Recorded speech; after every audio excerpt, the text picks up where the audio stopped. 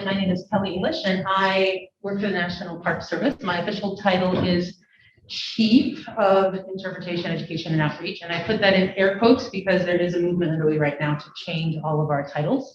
So we're still trying to figure out what to call ourselves, division lead, manager, something along those lines. But I felt that it was appropriate that I share that with you because I think there's some really exciting, it kind of is a great example of how changes underway, both in terms of this project, but also even within our federal agencies themselves in terms of how we do things and how that needs to change as the times change. And appropriately enough, since today is Indigenous Peoples Day, I want to acknowledge that currently you all are attending classes on what was traditionally the ancestral homeland of the Mwekma group of Ohlone, who inhabited this area prior to major arrival of European colonizers. And the land that we're talking about, Fort Chicago, was also Ohlone, but a different group, the ancestral land of the Chukon, basically. Chukon territory.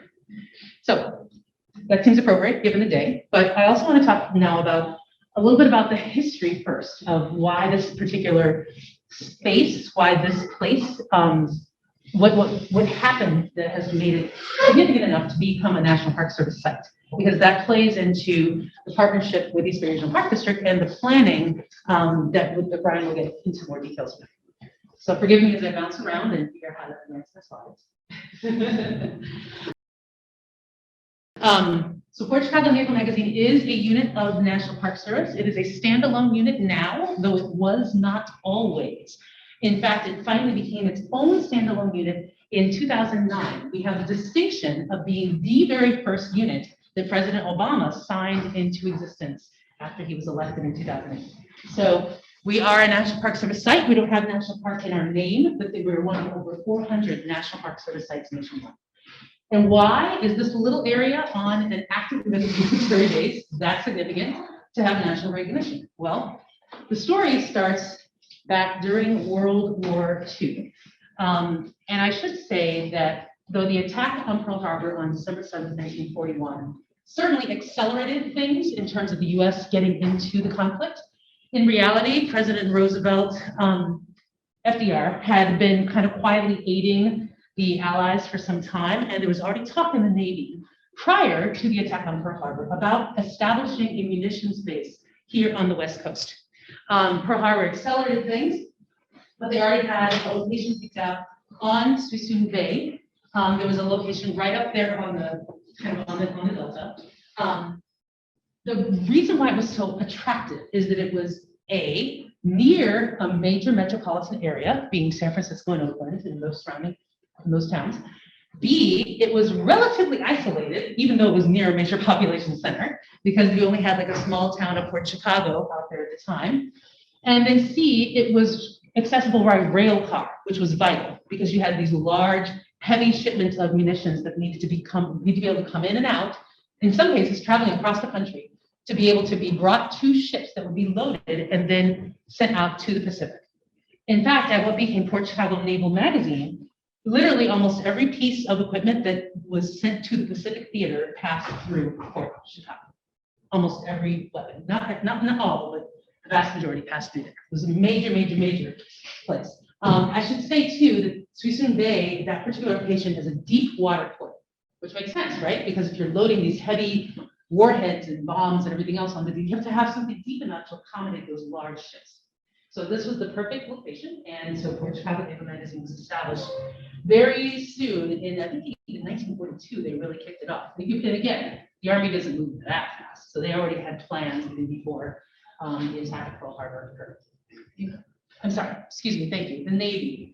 You'll find that sometimes we go back and forth between Navy and Army. That's because the Navy is the past and the Army is the present. So thank you, Ryan, for keeping the, the right location. You can actually see up the top of the screen here, this is the dock sticking out. You could actually load two ships, one on each side from it. That's the historic, this is a historic aerial photo. And you can see up in the upper right-hand corner the town of Port Chicago that was pretty close, but a small town, and the major population centers were a lot more remote. All right, so looking forward a tiny bit here.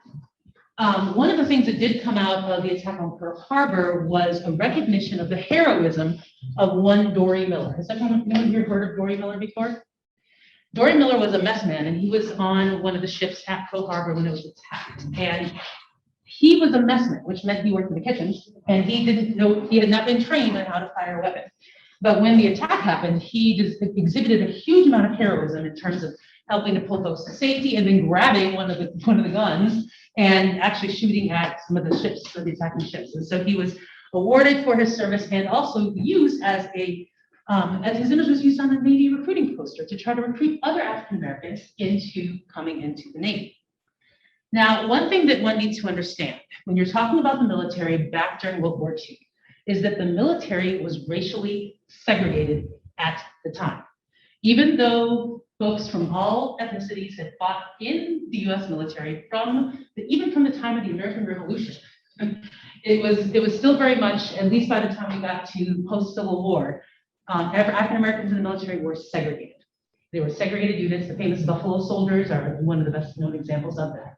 Now, by the time we got to World War II, the Army, for example, was experimenting with utilizing African American soldiers in different ways. They were actually training young Black soldiers as pilots down in Tuskegee, who would become the famous Tuskegee Airmen. But the Navy was very, very determined to remain racially segregated. And this is significant because of how Port Chicago ended up operating. One of the things you can see from this letter, you can see this, this pressure was coming from the outside. You had correspondence, you have correspondence that we can look at today between the Secretary of the Navy and various senators and congressmen, essentially saying that because of having to live on ships together, that they really wanted to keep, bringing African Americans into the Navy was a big problem. Because of course, segregation must be maintained at all costs. It's really quite startling today to read these letters and to see just how much pressure there was. Here's another one from Frank Knox, and notice the date, 3 days after Pearl Harbor, that is still saying that even though we're in a big national crisis, it's really important to placate the brave Southern white men who are in the Navy, and that if they're forced to serve with Negroes, they will cease to volunteer, et cetera, et cetera, et cetera.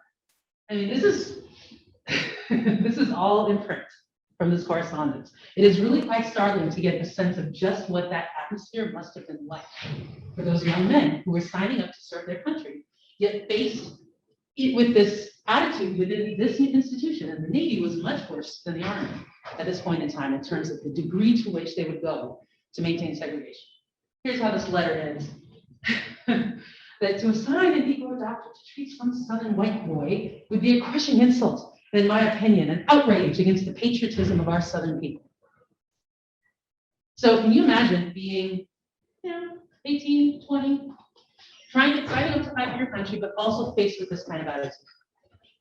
And the brave men that did this, they certainly did. They signed up in droves, but they also embarked on what we call the Double V campaign of World War II, which was victory abroad, but also victory at home over the racism that they had to face on a daily basis while they were serving their country. This campaign was popularized throughout Black newspapers across the country. The Pittsburgh Courier in particular kicked it off, and others carried it forward. And there was a lot of discussion within the Black community about how they really wanted to fight for America, but they also really wanted to fight against these unequal discriminatory conditions that they faced. And so sailors who signed up were often sent off to Great Lakes Naval Academy for training, just north of where I grew up in Chicago. And Great Lakes Training Center took in a lot of Navy recruits, African American recruits. Many of them thought they were going to be trained to be sailors on ships. And in reality, they all ended up serving in what we might call the service industry. Messmen, as Dory Miller had been, but then also loading munitions and essentially doing all the dirty service jobs in the Navy at that time. Uh-oh, did I do something? No. Oh, thanks.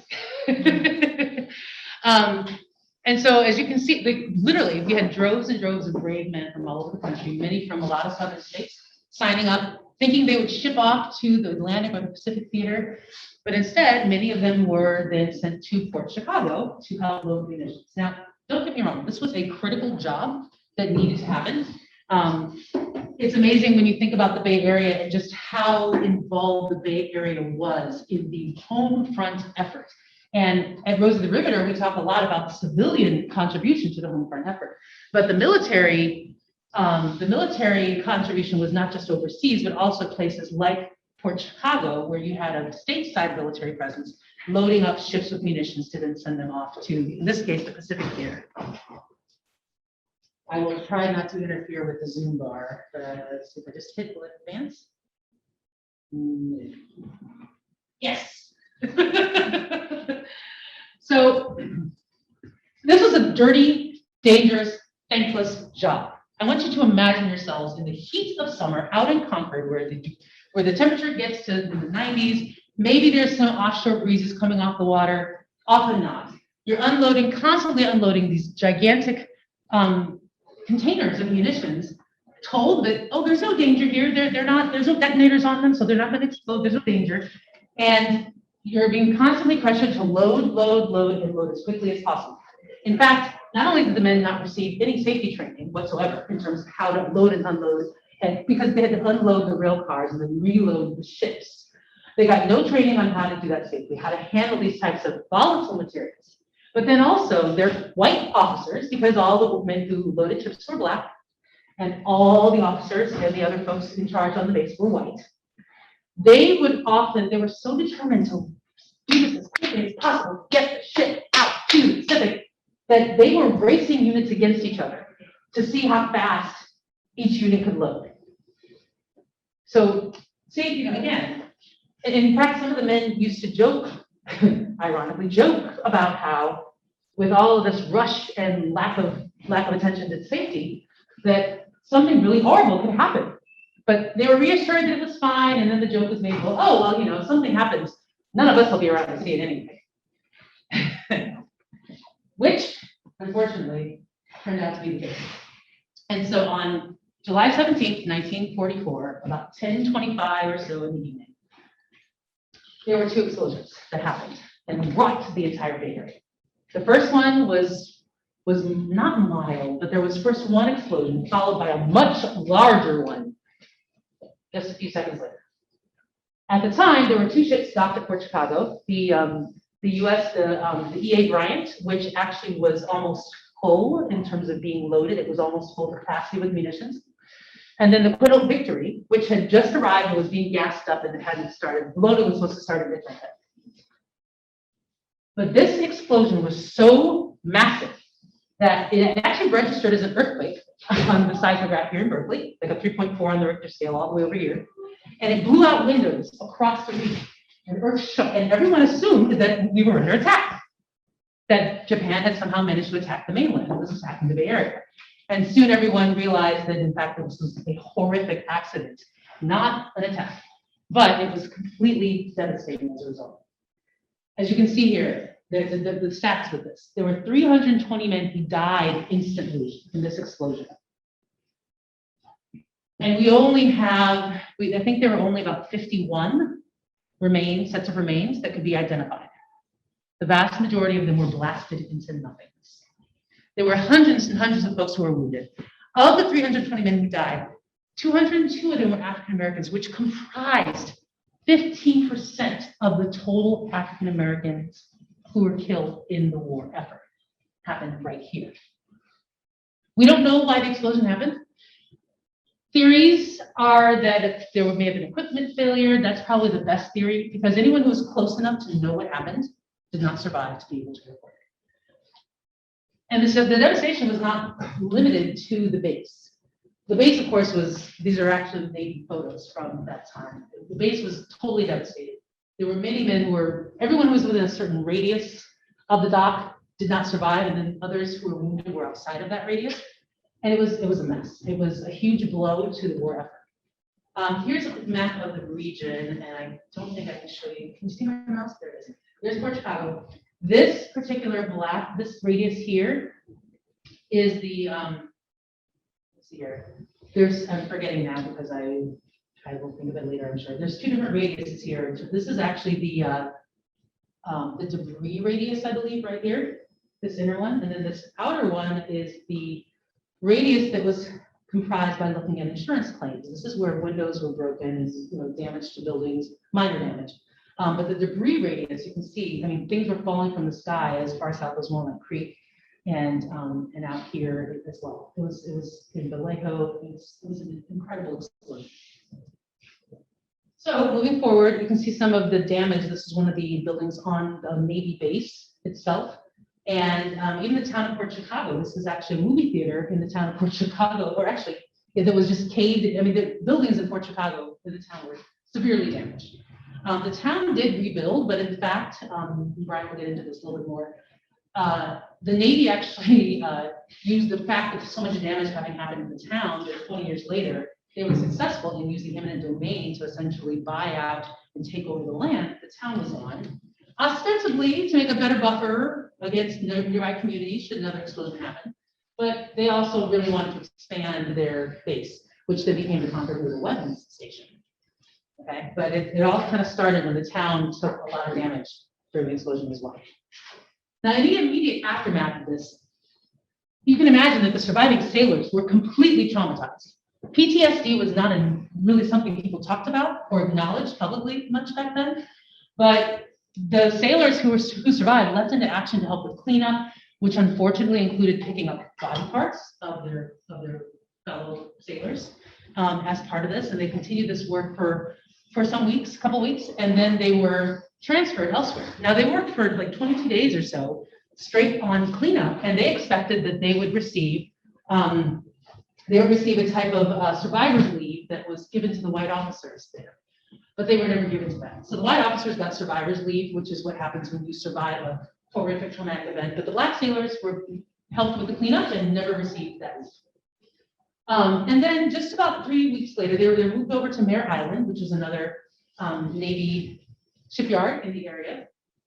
And the men started to become uneasy because they could tell that things were ramping back up again, and there was little or no attention being paid to what had caused the explosion, to trying to prevent another one. And these men were all traumatized, and they talked of just jumping at every little sound and being constantly afraid that there was another explosion that's going to happen. But sure enough, back on August 9th, 1944, they were all lined up and given commands that they knew would take them, they were taking them down towards where the water was. And when they received one particular command, they knew that was the order that they were going to be made to load munitions. Now remember, we call them men, but these men were young men. They were college-aged young people.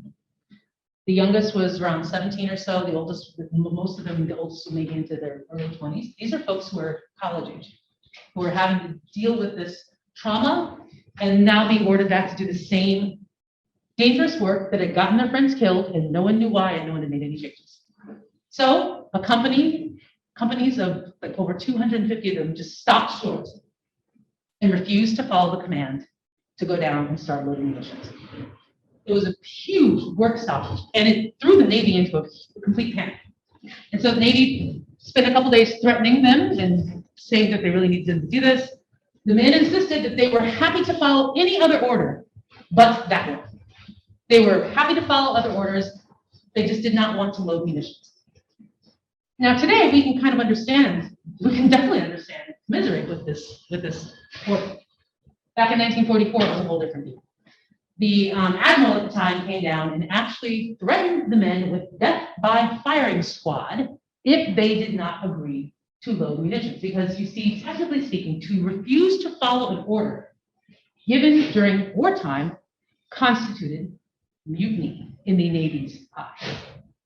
Now, there was no intent or organized campaign to take over command the way that we would normally think of mutiny, but essentially the Navy threatened these folks with execution. In the end, some of them relented and went back to loading. 50 of them refused and held fast, and were then put on trial in the largest mutiny, the largest mass group mutiny trial in U.S. naval history. And they went on trial that fall. This is the one surviving photo that we have of the trial. And now this trial made headlines across the country as well. It was followed very closely by the San Francisco Chronicle. It occurred on, the trial itself took place on Treasure Island. We think that we don't know if the building is still there. The NAACP got involved and was very concerned and sent a young lawyer of theirs, a really up-and-coming lawyer named Thurgood Marshall, to assist with the defense of the men. Thurgood Marshall could not participate in the trial because it was a military trial, but he was consulting with the defense. And there was so much that came out of this trial. It was quite incredible. It only lasted, 33 days or something along those lines, but there was lots of testimony. And Marshall was aghast at the fact that the Navy had all these discriminatory practices, and a lot of that was contributing to why the men were refusing to load munitions. And one of the other things that came out of the trial was the fact, well, first of all, the fact that the Navy was blaming the sailors themselves for the explosion. These are excerpts of some of the testimony from some of the white officers, that they were basically trying to say that the sailors were not intelligent enough to be able to handle munitions safely. And so this discriminatory attitude that pervaded everything about the Navy at that time came through loud and clear in the trial. It also came out that African Americans were the only ones doing these dangerous jobs. And Marshall was determined to call attention to that. He held press conferences outside where the trial was taking place and made sure that the American public was also outraged at the injustice that was being done and perpetuated on these men. He pointed out that they were traumatized, that they didn't have any idea that, quote, the verbal expression of their fear constituted mutiny. Again, no organized campaigning to take over command, just some traumatized young men suffering from PTSD who were afraid to go back to doing what they'd done. And of course, the verdict was a foregone conclusion before the trial even began. Whoops, I went too far. The verdict was a foregone conclusion. It took them under 90 minutes to convict all 50 of mutiny. They actually sentenced them to 8 to 12 years in prison.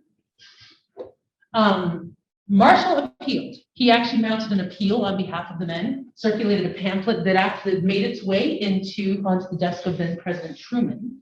And even though the appeal was unsuccessful, the men's sentences were actually dramatically reduced once the war ended. Most of them only served about somewhere between 18 months and 3 years at the most. And even bigger, and what was more significant was that this incident with these 50 men being convicted of mutiny resulted in President Truman issuing Executive Order 9981, formally eliminating racial segregation in the armed forces. And as a result of the trial, a very bright light was shown on the Navy's discriminatory practices. So ironically, the Navy went from being like the worst offender in the armed forces to then piloting and having to take some of those early actions in desegregation that ultimately culminated in this order.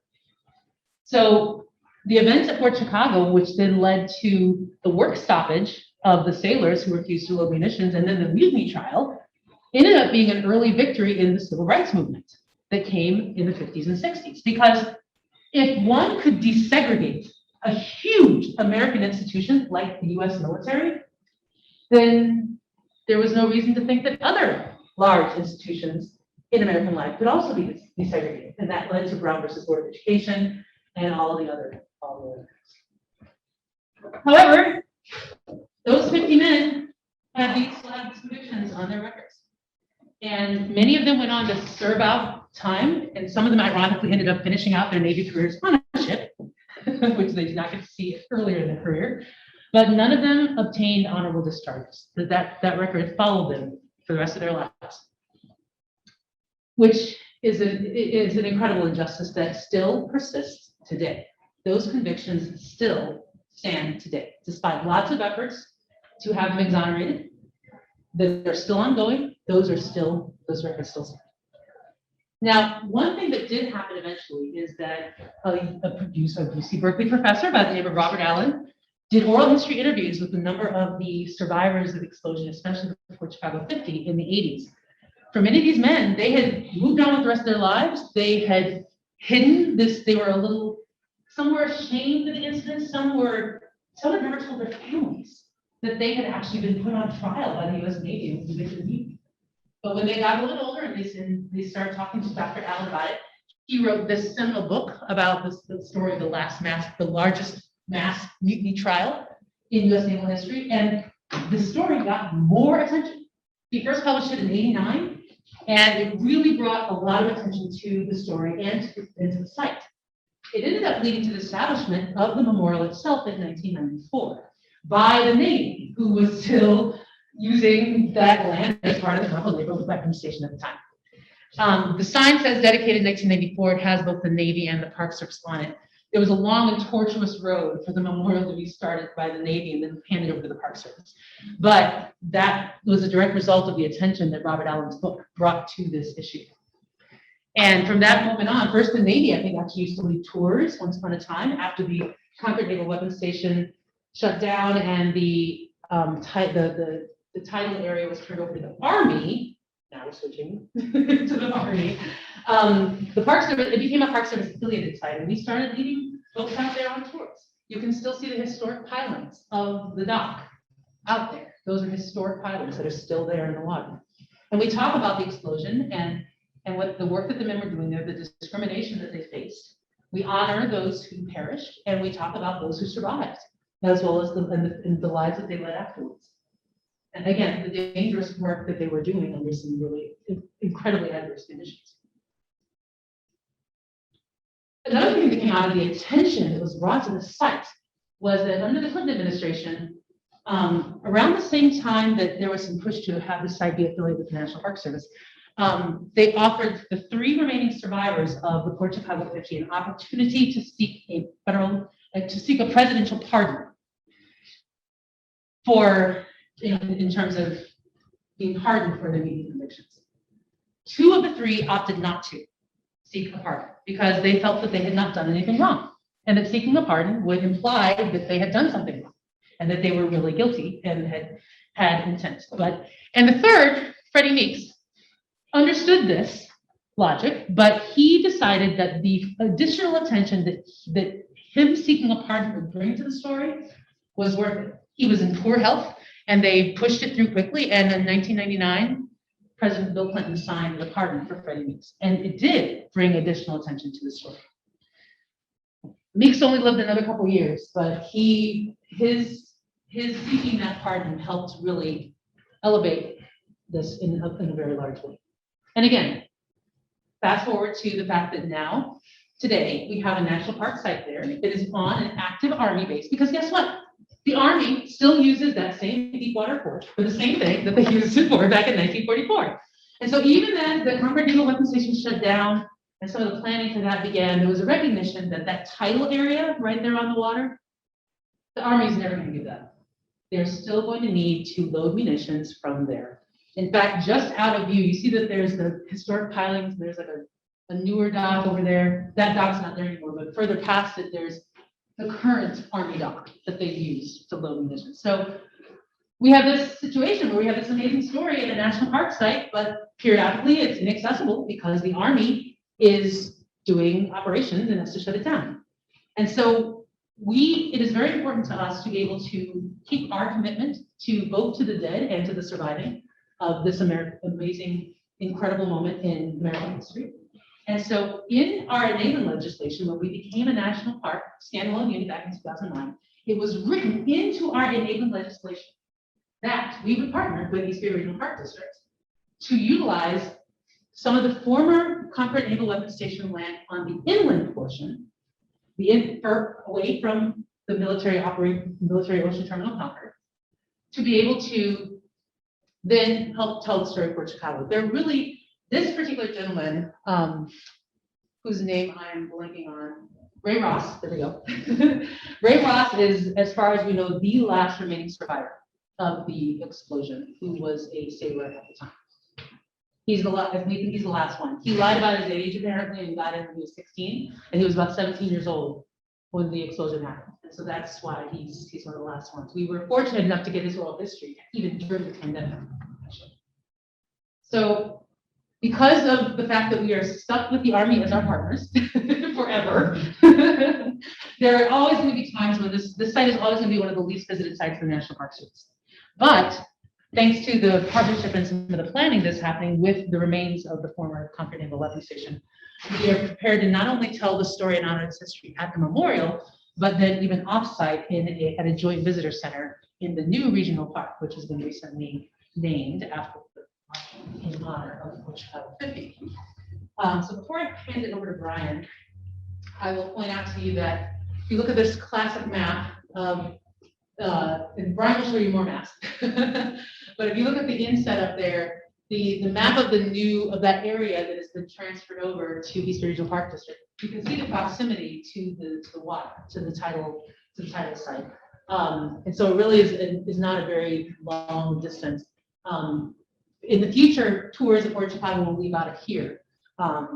And it's not the same as being right on the site all the time, and we'll always try to access the site as much as we can. But this story deserves to be told 365 days a week and not having to be inaccessible when the Army is conducting operations. And I can tell you too, that when rhetoric heats up in the Pacific, when politics in the Pacific heats up, that base shuts down. We've had some tour visitors who have tried to come out and visit 3 times, and they had to have their tours canceled because the Army closed the site because of loading operations that were related to military assessments of threats in the Pacific. So it is an ongoing thing, and but we are happy to have such amazing partners to help keep this story alive and to tell it in a different way in the form of a new regional park. And with that, I will hand it over to Brian.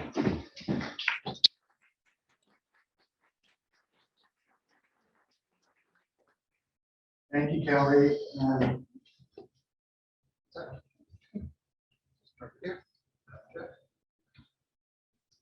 Uh-oh. Thanks, everybody. As mentioned, my name's Brian Holt. I serve as the Chief of Planning for the East Bay Regional Park District. And I hope you're all familiar with Park District, but if not, we are a special district. We are a special district that provides open space and parks for Alameda and Contra Costa County. So Tilden Park, a lot of our shoreline parks, Martin Luther King Jr. Shoreline, and our newest park now, the Thurgood Marshall Regional Park, home of the Port Chicago 50. So I'm going to tell you a little bit of the story and kind of just the bureaucracy of kind of making parks and the planning that goes into it, the partnerships. We have a great partnership with National Park Service, but we've also been working with the Navy, with the City of Concord, with the U.S. Fish and Wildlife Service, with just about every agency there is to try to protect this property and ultimately to tell the story of Thurgood Marshall and the Port Chicago 50. So that's what I'm going to be diving into. So this is what's referred to as the inland area of the Concord Naval Weapons Station. So you have Highway 4 pretty much forms the top portion here. This is the city of Concord, the city of Pittsburgh over there. That's an outline with the whole base that flows down, so 5,000 acres. The area Kelly was talking about, the tidal area, that's located north of Highway 4. That's about 7,000 acres. So at the time that the explosion happened, it was really just the tidal area. And it was just a munitions transfer depot. So munitions would come in by train and they would just have to be offloaded really quick on the ship. And part of the justification to acquire additional property was the need to provide more storage facilities. So that's when the Navy acquired this property. It operated throughout the rest of World War II, Korea, Vietnam, the Cold War. Ultimately was put into a reduced operational capacity in 1999 or so, and has sat there pretty much dormant since, closed officially while going down the. So 2 areas here that I'll be referring to. EDC, that's an economic development conveyance. That's the area that's being transferred from the Navy to the city of Concord for economic development purposes. PBC, that's a public benefit conveyance. So that's transferred. The transfer has already happened to the East Bay Regional Park District for public benefits. So basically, we worked with the federal government to get them to determine that the highest and best use of this area of property was for public park and recreation purposes. Again, the location, you can kind of see some of the different places here. So there in yellow, that's the EDC portion. Green is our new park, Thurgood Marshall Regional Park, home of the Port Chicago 50. The star here is the visitor center that we're working on, and I'll tell more there. The light green up there is the active Army base Military Ocean Terminal Concord, the former Port Chicago town site, and the Port Chicago Naval Magazine National Memorial.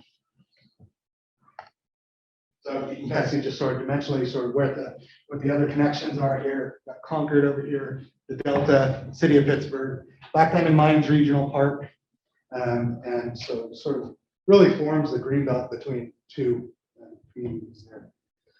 So this is kind of the timeline since I started working on the project. This was literally the first project that was handed to me when I started the Feedscape.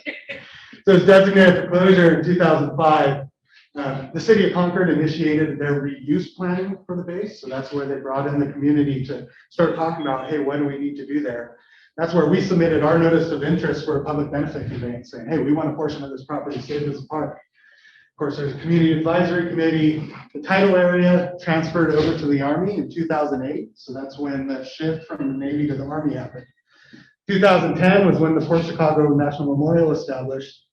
The city council adopted the reuse plan for the base there. So that sort of laid the parameters for what areas would be developed and what areas would be preserved. And then the Navy has their own process where then they had to do their environmental impact statement under the National Environmental Policy Act. So that went on for a number of years. They eventually approved our public benefit conveyance application some 5 years later. And then that's when we initiated our land use plan for the property. So we have to go through a planning process as well, identifying, where our trails are going to go, where our park's going to go. What are the major stories are we going to tell out here? So while it seems obvious now as we're looking at this that, yeah, we need to be telling the history of Port Chicago. At the time there was a lot of real thinking, well, there's already a park site telling the Port Chicago history. This site maybe should be telling something else. So we kind of work through that. And then ultimately we get to the end phases in these current years where we've adopted the land use plan, Navy's transferred the property to us. Before you leave this slide, I wanted to point out, it says over there, regional park assigned to National Park Service. All that means is that the Navy couldn't just give the land straight to these regional park districts. They actually needed to transfer it to another federal entity that could have a partnership with to be able to transfer to this. So the Park Service actually ended up being that agency that it was transferred to. And that's actually a good story. So in 2007 or so, when the base first closed, we actually went to National Park Service and said, hey, would you guys be interested in taking over this property? It's sort of an eastern part of Golden Gate National Recreation Area or something like that. And at the time, there just wasn't any support for National Park Service to take on additional land. So they said, we can't do it, but we can sponsor you as a local agency to do it. So that sort of set the groundwork for our partnership with National Park Service. So this is that area plan that was adopted. We have the North Concord BART station here, so really high density mixed use urban development around the BART station. And then this plan is called the clustered villages plan. So the idea that you have sort of villages as you kind of go through the site. The development of this development plan is a whole different class and kind of very active as they're talking about bringing on a master developer for this site. It's, there could be a daytime mini drama just on that property. But again, we're focused over on the open space. It might finish that by the time you retire, Brian. Maybe. So some of the major park features here that I'll kind of point out. So we've just got really great views of Mount Diablo. It's green in this picture. Half the year it's green, half the year it's golden. Kind of golden right now. But really nice, expansive views of Mount Diablo and the Delta and just the whole Diablo Valley there. We've got just this legacy of Navy infrastructure. So we've got like some 40 miles of rail line and a bunch of other things just scattered throughout the site that kind of sets our baseline for where we can do things. We can convert those rail lines into trails. It's much easier for us to do that than plow trails through, natural habitat. We've got all of these storage munition magazines. I think we've got some 70 of them scattered throughout the property. So real opportunity to kind of creatively, how do we reuse this? We talked about, building some of these up for interpretive displays on the Port Chicago history or, any number of different uses. I sort of limit on those. And then we have a bunch of old buildings. And this is a building that we looked at. It was a battery storage facility for the Navy, but it's just a big, bright, airy, open building that we looked at and said, hey, this would make a good visitor center. So this is the site that we worked with National Park Service and taken them out. Certainly needs some work, but it's a existing building that's on the site that could be repurposed for that. So again, some of the history, title portion, inland portion, 1942, that was when the title portion was originally established. 1944, as Kelly said, the explosion at Port Chicago. 1945 was when that area was expanded to include the inland area. And then it operated for the next 55 years or so until it closed in 99, and then officially closed in 2005.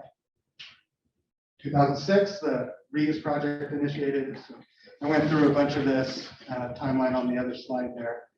I'll fast forward through kind of the history part. So, part of it, as we were talking about the naming of this site, questions came up about, well, this place wasn't even part of Port Chicago at the time of this explosion happened.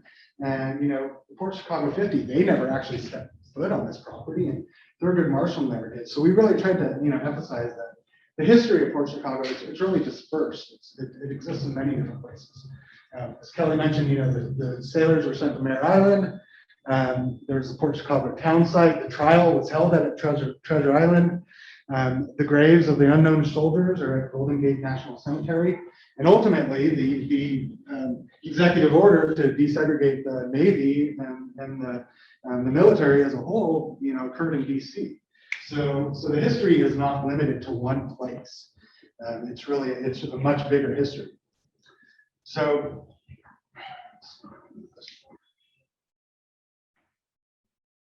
really trying to make the case and educate people. Education has been a key theme of this whole planning process of how do we educate the public, our employees, my board, on just what the connection is to this site and Thurgood Marshall and the path to desegregation. So again, this is kind of a timeline of the Port Chicago explosion and the path to desegregation. So the explosion happened in July 17, 1944. And then that's when it set off the Navy Board of Inquiry, and then the order for the Port Chicago survivors to return back to work, and then ultimately the mutiny trial initiated on September 14, 1944. And then in October 1944, at the urging of the Port Chicago 50, the NAACP brought Thurgood Marshall out to observe the trial. Not long after, they were found guilty. Thurgood Marshall appealed the convictions. And then that's when NAACP really started that campaign that Kelly had mentioned to really bring attention to this.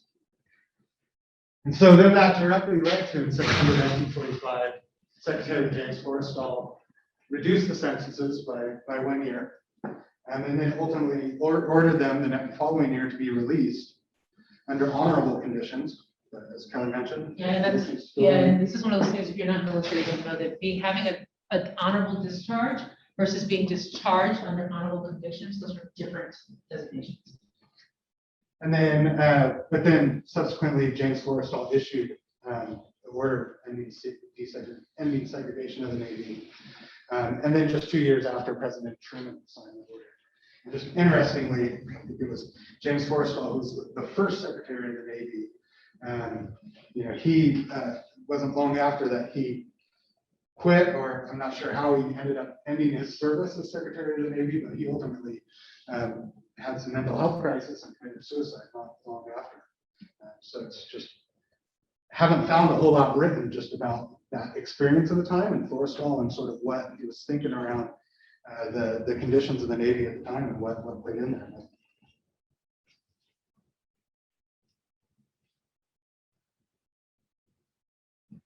Okay, so how we got to Thurgood Marshall Regional Park under the Port Chicago 50. So naming is just, Have to read up before Friday. We're in this space now as a country, and I was there, but I was. we're I guess that would be me.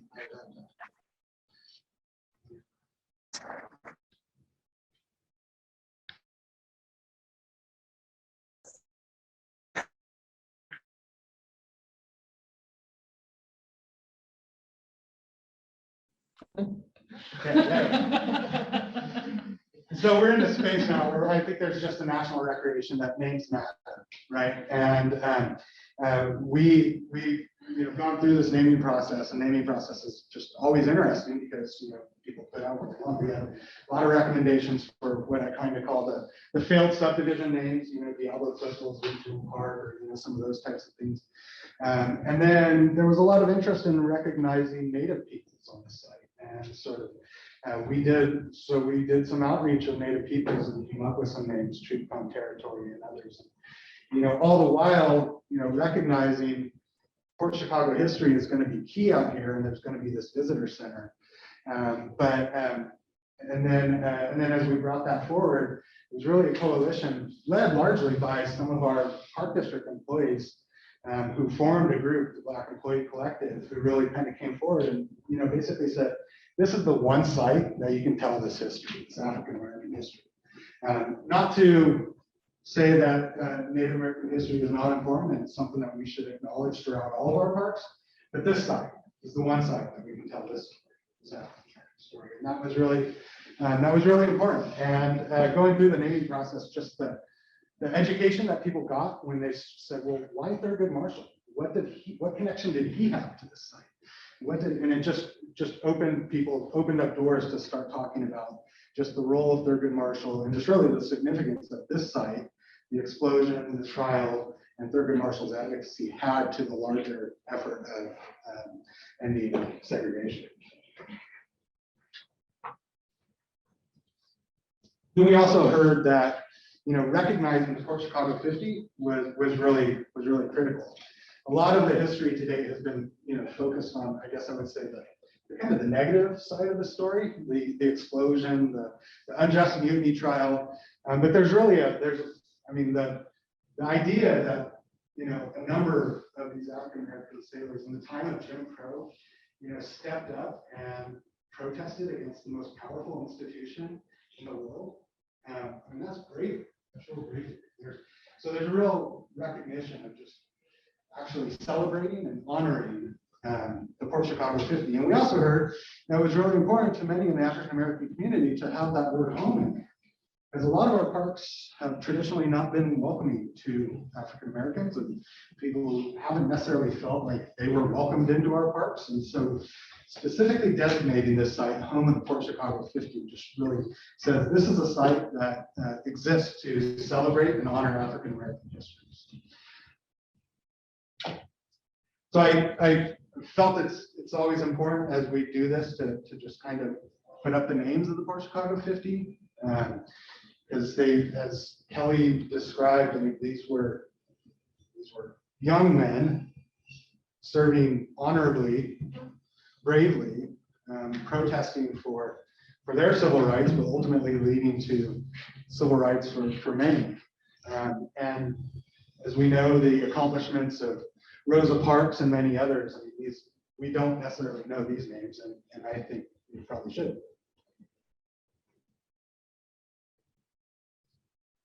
So there's a lot of other stories to tell on this property. Of course, we mentioned the Native American history, but there was the rancho history there, just some old ag and ranching history. So we'll be telling all of these stories sort of through, but we feel there's an opportunity kind of with the Thurgood Marshall name to tell the broader themes of equality and safe working conditions, social justice. This was the site of a lot of protests during the Vietnam War and other wars, so just an opportunity to do that. I won't go too deep into our land use plan, what we adopted, but a lot of trails, camping, outdoor classrooms, and then, like I said, the visitor center, and a lot of focus on resource protection, natural and cultural resource protection. But this is kind of the renderings of the visitor center that we put together. So we started to put some design towards that about what would this look like. And this would be, we've got our partnership agreements in place with National Park Service. And this would be the place that people could board the shuttle bus to go out to that waterfront site. I'll always mention, we're not interested in recreating the memorial. The memorial's on the waterfront site. That's where the explosion happened. But what we have the opportunity to do is to tell this story much more broadly, and to one of the things I think is important is, since it's an active military base, access to the waterfront side is really limited to documented U.S. citizens. So there's a lot of people who, the story is very relevant to who can't even go out there. So we'll be able to do that. So that's that. As Kelly mentioned, there's a number of different resources to learn more. Robert Allen's book is the seminal book. Encourage everybody to check out the Friends of Port Chicago, and I know we have Reverend Diana McDaniel with us. He's really been pivotal in this, and then if you get a chance to go out and see the memorial, definitely encourage you to do so. So with that, that ends my bit, and we're happy to answer any questions.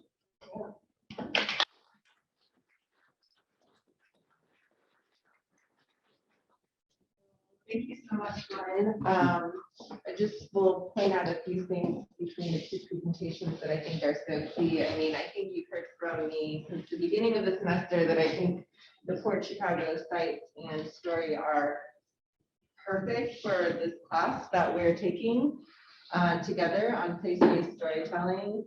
I think, so a third or half of these students are studying city planning. There's very many of them urban studies, environmental studies. So thinking about administratively what it takes in these partnerships, what's involved in stewarding land to be open to public visitor experience. All of the pre-work before you create a walking tour or set up an installation or exhibition. And then spatially, I think the maps are so great, both regionally and on the site, to see how land is used to facilitate that storytelling. I grew up in Arkansas and Louisiana, so it always feels clear that ground is related to civil rights history. This is a moment in California off the Suisun Bay that is huge in civil rights history and naval history. I just feel so lucky that you were able to join in this. Also, it's in progress. So many pieces are developing. So not just the naming process that happened this summer, but there's just a huge, I think, potential for more research, digging in, and for public education. So this feels like a really special, I think, spotlight on a lot of the themes that we've been talking about. So Reverend Diana, are you there? I'm here. Hi, welcome. Thank you. So much for joining us. Would you like to share a few words on Friends of Port Chicago and how you work together with Kelly and Brian? We are a nonprofit. Started in around very loosely before we legally organized. We called ourselves the Portugal Committee. And our goal was to keep the story alive. We didn't want it forgotten, because if we forget the memories of Port Chicago, we invite these things to happen again, and we didn't want that to happen. So we are a small group where we have attorneys, and we have Cameron Madigan, who's with us too. She's here. Hi, Cameron. Hi, Reverend Diana. She's Cameron, could you say who you are? Please introduce yourself. Oh, yes, of course. So hi, I'm Cameron Madigan. I'm outside legal counsel, pro bono counsel for Port Chicago. And as Reverend Diana was saying, they started out as a little group, and our law firm, my former partner actually formed the 501c3, the nonprofit organization. So when people make donations, you can get tax credit for that. And the partnership with the National Park Service, most National Park Services have a friends group. The National Park Service doesn't do fundraising, and they can't lobby. We can do all of that. And so we have an agreement. We're an official friends group with the National Park Service. And I worked with the National Park Service to negotiate that on behalf of the friends group. And then it allows us to do things together to support them and be their friend. But Reverend Diana was actually instrumental, not just in the National Park Service, but when it first became a memorial and it actually becoming a national park. And as they said, it didn't become a national park until President Obama signed it in. And so the Friends group was active beforehand and it's continuing to be active. And then they talked about the individuals, the 50 who were found guilty of mutiny, and the Friends group has been working towards exoneration. So in addition to partnering with the Friends, with the National Park for the actual site, a separate effort is in works on exoneration. So those are the kinds of things that we help Reverend Diana accomplish. She's our fearless leader. Thank you, Cameron. We have been working a long time. You know, we thought it might take 20 years. You know, we were working towards originally to have 250 acres for a national park. And that didn't happen. I think we have 5. However, now there are 2,500 acres for the regional park. And the story will continue to be told, and many other stories too. But the whole complete story of the Chicago National Memorial will be told.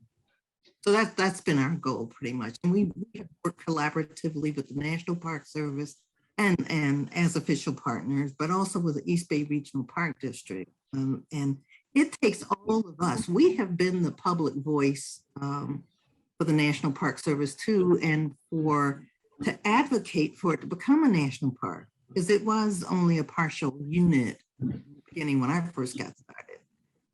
But we can say things and do things that they can't. And so it takes all of us together to do this. So thank you. Thank you so much, Reverend Diana. Thanks, Reverend Diana. Thank you. And Cameron. So we have about 15, 20 minutes left. We'll open for a question.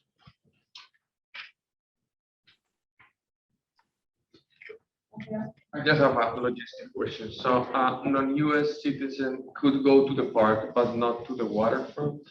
Correct. That is correct. Currently, we, every time someone would like to visit Port Chicago Naval Magazine National Memorial, we actually have to collect some information from them, driver's license numbers. The Army actually has to do a low-level background check on every visitor to the memorial.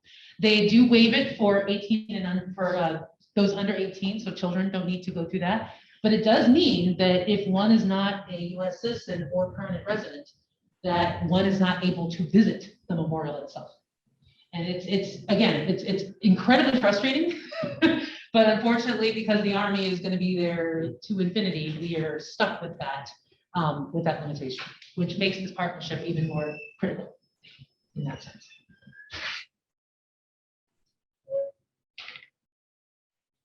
Thanks again. That was a wonderful presentation. I have a few questions for Kelli and Brian.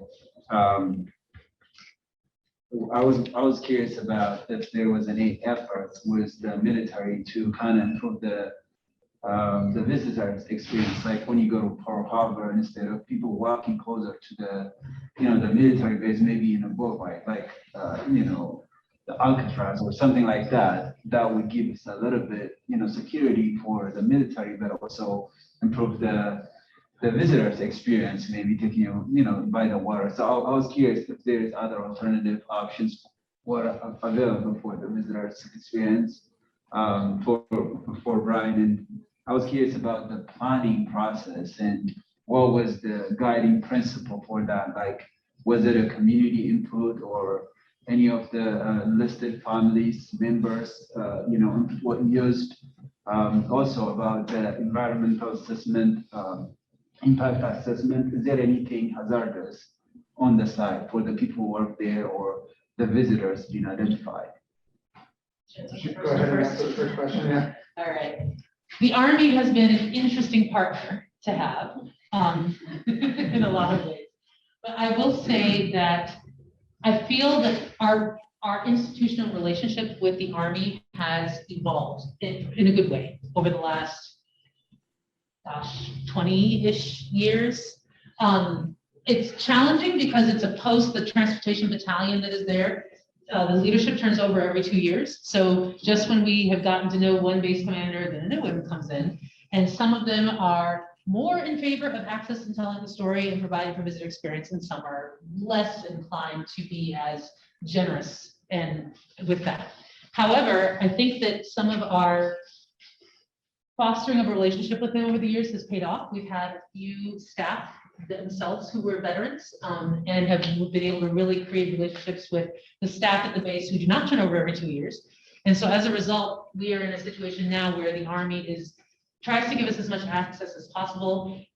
Thanks, due to COVID mitigations, we didn't want, so back up for a second. One of the things that the Friends of Portugal Chicago partners with us on every year is a yearly commemoration of the anniversary of the explosion.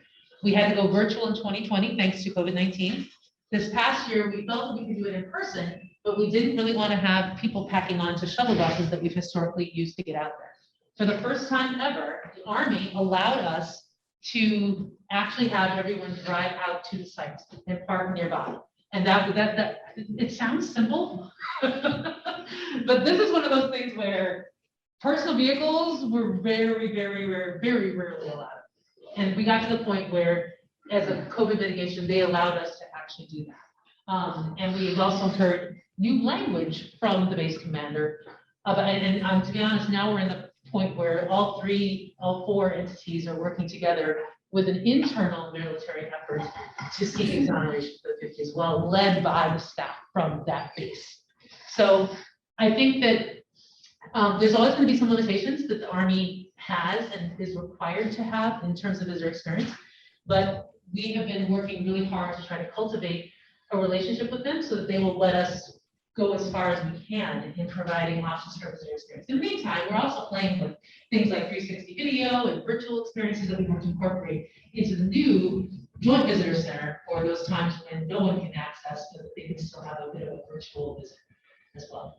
So it's a little convoluted answer, but I'm really hopeful, after what I've seen the last few years, I'm really hopeful that our relationship with the Army can move forward in a positive way. We've discovered a lot of shared values that we have between our agencies, including honoring the families of descendants of folks impacted by the explosion. That's important to them, and they've gone a long way to help us do that. So I think that we'll keep coming up with ways to test them, but they are showing a willingness. They kind of view themselves as a secondary caretaker of the site now.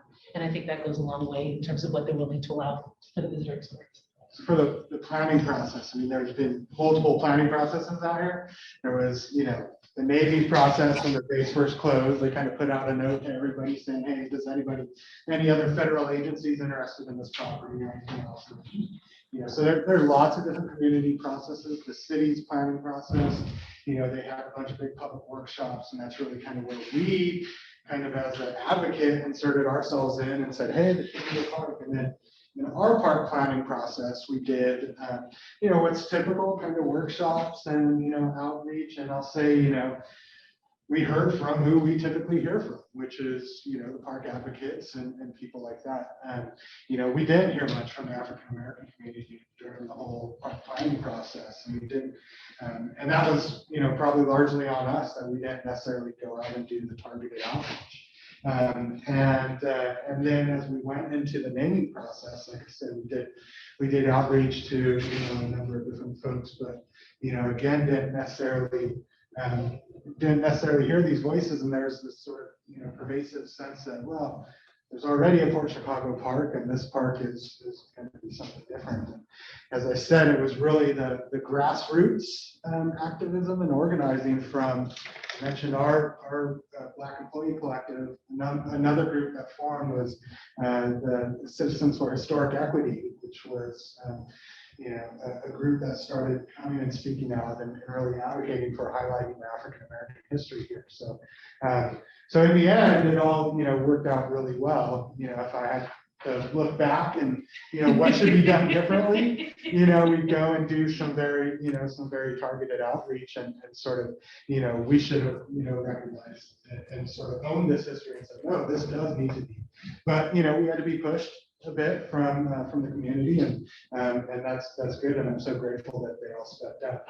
I see a question in the chat about accessibility to this park, and I think that's something that is really a unique aspect to the area that we're proposing. Is there is the North Concord BART station that's just right close to there, and that's part of what we're trying to work with the city of Concord on, and their development project is that they develop the trails that connect from the North Concord BART station to our visitors.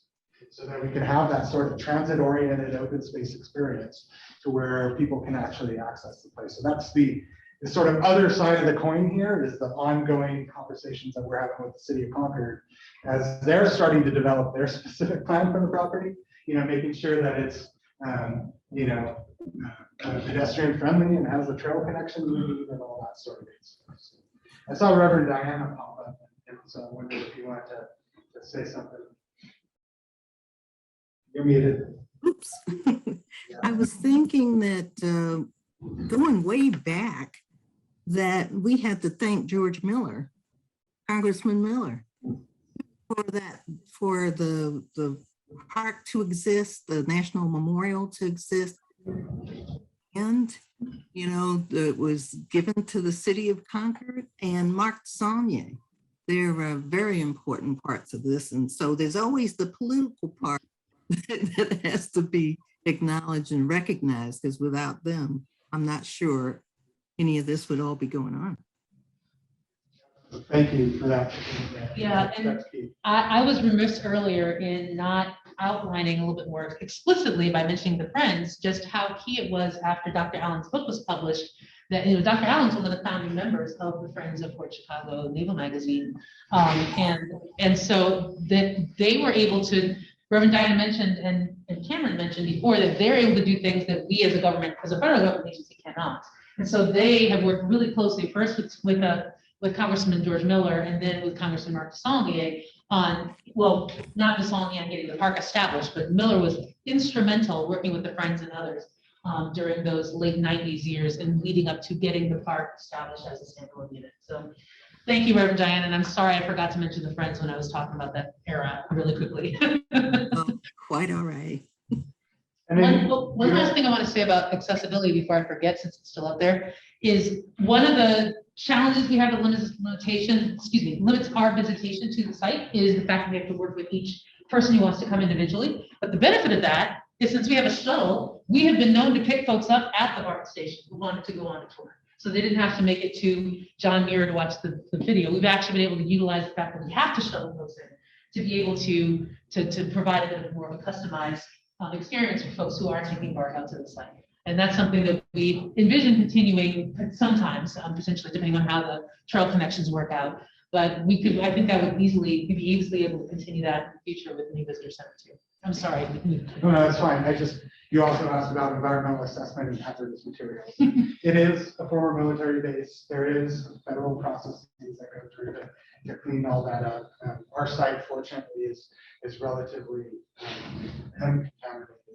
And I'll just say, this is, I'm working on, I think, 4 different military bases in the Bay Area right now. So there's Concord Naval Weapons Station, Alameda Point, Point Malati, Oakland Army Base, and they all have challenges.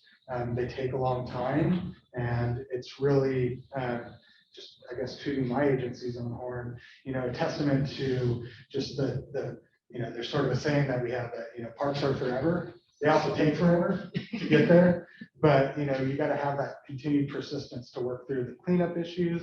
There are, the environmental constraints. There's multiple things that we're trying to do on this site, and lots of competing interests. Just got to be determined to keep moving. It's not for the faint of heart. It's an ongoing thing.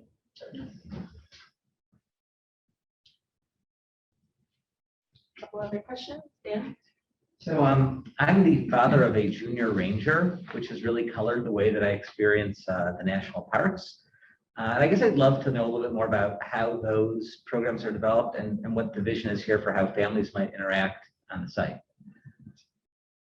I'm giving a sigh because I have a 6-year-old and an 8-year-old, and this is a hard story to talk to that age group about.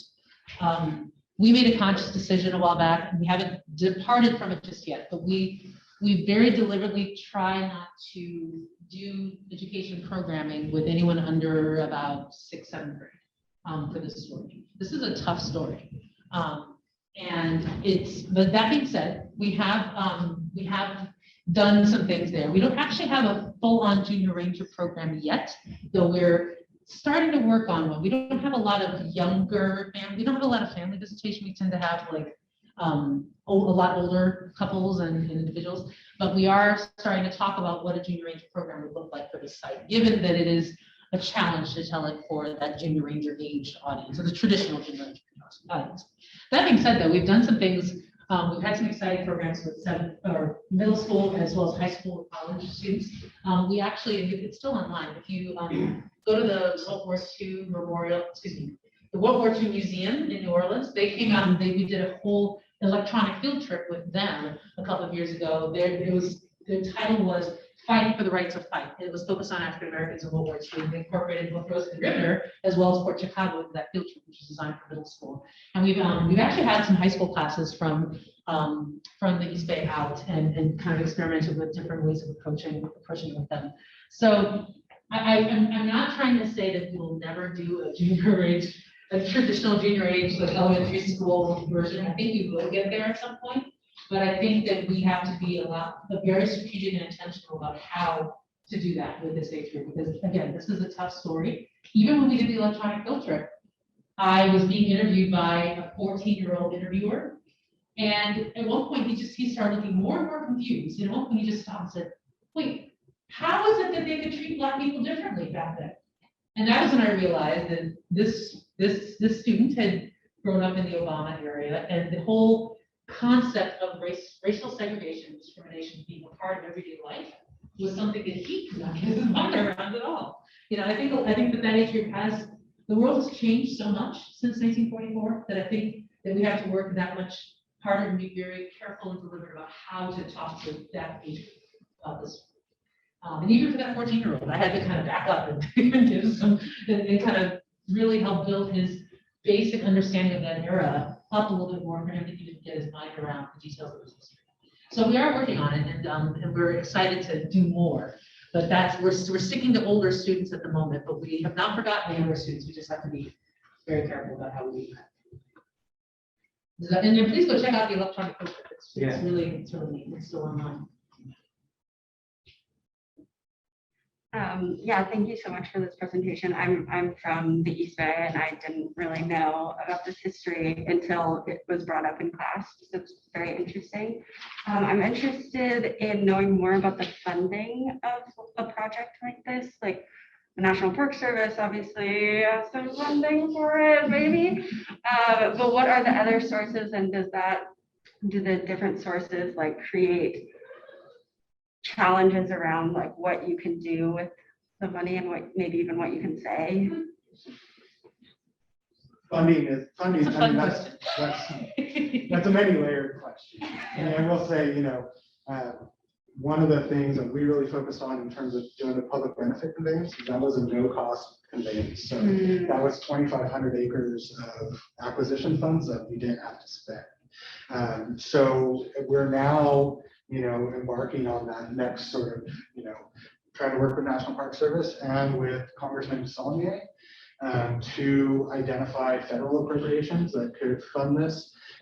We will be continuing to work with our partners, Friends of Port Chicago, Regional Parks Foundation, and others to look at capital campaigns and bring money there.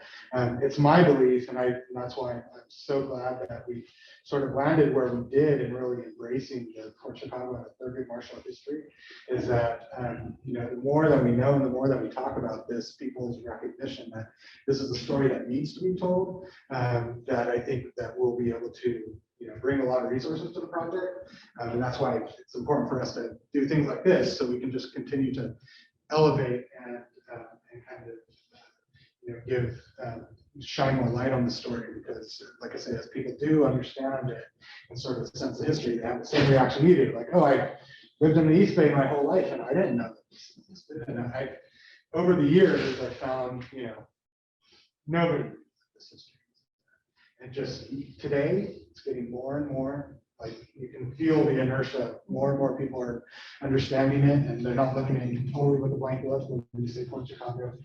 So it's just, the work of the National Park Service, and then, now that we're working on it, just more, people start to understand it more. The exoneration efforts from the Friends as well is definitely giving a lot of attention to it. Yeah, we'll definitely be able to leverage, ultimately leverage funds from a variety of different sources, both privately raised and public funds, the appropriations process. It's funny, a project like this is unique for the Park Service. Usually we like to own land and own buildings that we're going to sink resources into. But there have been some other examples of that. Rosie the Riveter, in fact, one of the 4 parks that's managed under the same management team. Rosie is a park where it was designated and the Park Service owns nothing. There's not a single acre or even a building that the Park Service actually owns with that park. So there's that example. There's other examples like Pullman National Monument in Chicago that is also kind of a private-public partnership. So so it's kind of fun for Brian and I and others and our colleagues because we're kind of breaking new ground in terms of how to leverage these types of agency partnerships. But especially because the partnership is written into our enabling legislation to begin with, we won't have a problem in the sense of being able to take some federal funds and then put it towards the visitor center, the joint visitor center. The other thing on funding, since we're talking to planners here, that I want to highlight is just that on the city side, they're planning to develop 12,000 homes. It's our belief as the park district that what really makes that sort of level of density and the housing there just really a high quality space is the access to the open space that will be directly next door. So we bring a lot of value to that project, and we'll continue to make that argument to the city that that value needs to be invested back into the park in some way. Great. So we are just about out of time, but this Friday we'll see Kelly and Brian again, along with a couple other colleagues out at the actual site. So if we've been in touch about those details, let me know if you have any final questions. Otherwise, yeah, join me again in thanking our guests today. We're so lucky to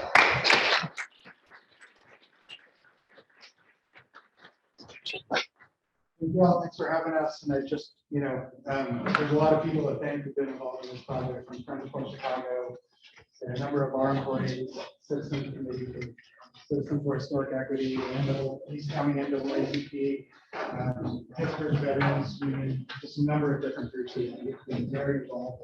Look forward to it. I know many of them are on the call here, so everybody can participate. Yeah, as Brian alluded to earlier, I think there's certain aspects of the planning process, particularly with the naming process, that if we had to do over again, there's a lot of lessons we've learned by going through it the way that we did. But I think one of the real benefits is that not just that grassroots support in the community really came out. And I think that we have identified a lot of amazing folks that we can partner with on a lot of ways that we can't even envision right now.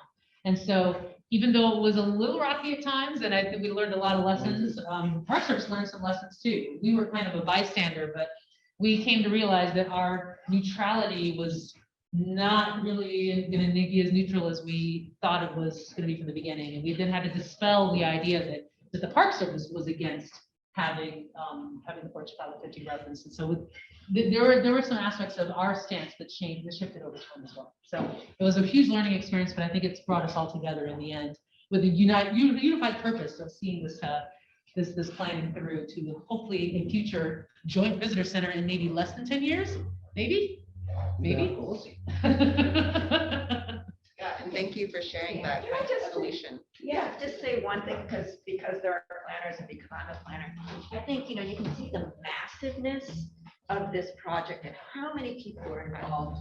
But our speakers today show you, from within the system as an employee in a giant bureaucracy like the National Park Service or East Bay Regional Parks, you can make a difference. So this was something that, at some level was assigned to you, Brian, years ago, and you took it and ran with it and connected with the community members, as Reverend Diana pointed out, political leadership.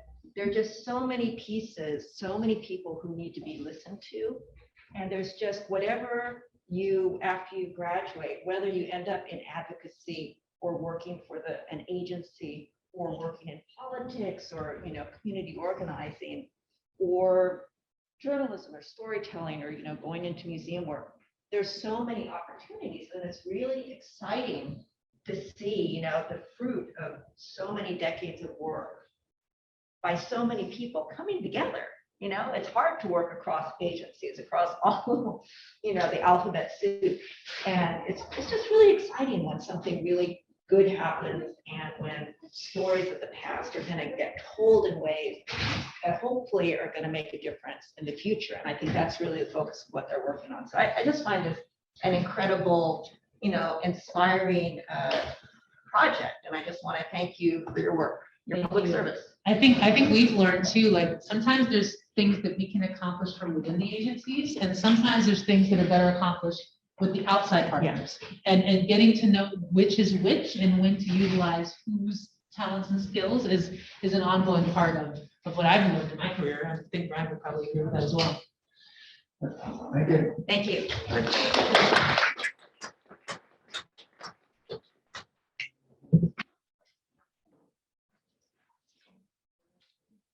Just any questions?